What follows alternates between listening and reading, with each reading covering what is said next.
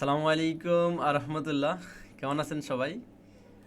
পরের ভিডিওতে আপনাদের সবাইকে স্বাগতম।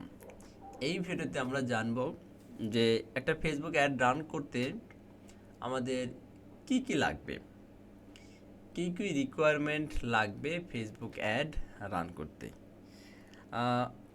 নর্মালি আপনি যদি গুগল অ্যাডের কথা চিন্তা করেন, গুগল অ্যাড রান করতে আপনাকে অবশ্যই কোনো আপনার ওয়েবসাইট থাকা লাগবে।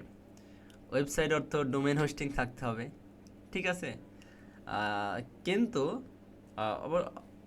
অথবা আপনার অনেক ক্ষেত্রে ইউটিউব চ্যানেলকেও প্রমোট করা যায় ইউটিউবের ভিডিওর মাধ্যমে, বাট গুগলের ক্ষেত্রে আপনার ওয়েবসাইট থাকাটা ম্যান্ডেটরি। কিন্তু ফেসবুক অ্যাড রান করতে হলে আপনার কোনো ওয়েবসাইট থাকতে হবে না, আপনার শুধুমাত্র একটা পেজ থাকলেই হবে।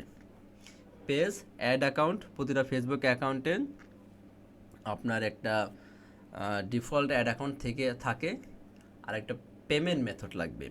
ডলার এন্ডোর্সমেন্ট করা এমন একটা পেমেন্ট মেথড লাগে।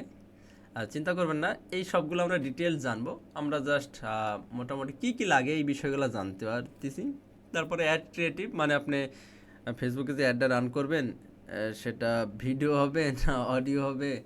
সরি, এখানে অডিও না, এখানে হবে ইমেজ হবে আর কি। হ্যাঁ, তো ইমেজ অথবা ভিডিও হবে, এরকম কিছু হলেই আপনার একটা Facebook page, payment method, ad account তেমনি ডিফল্ট আছেই। আর ভিডিও অথবা ইমেজ থাকলেই আপনি অ্যাড রান করে দিতে পারবেন, কোনো চিন্তা নেই। এই কয়েকটা হচ্ছে বেসিক রিকোয়ারমেন্ট। আর তারপরে আরও অনেকগুলো বিষয় আছে যেগুলো আপনি আস্তে আস্তে জানতে পারবেন। তাহলে ফেসবুকে অ্যাড রান করতে হলে আপনাকে ফেসবুক পেজ লাগবে, পেমেন্ট মেথড তো অবশ্যই লাগবে, আর অ্যাড অ্যাকাউন্ট তো আছে। আর যেটা দিয়া যে ভিডিও বা ইমেজ প্রমোট করতে যাচ্ছেন সেটা আপনাকে প্রিপেয়ার করতে হবে।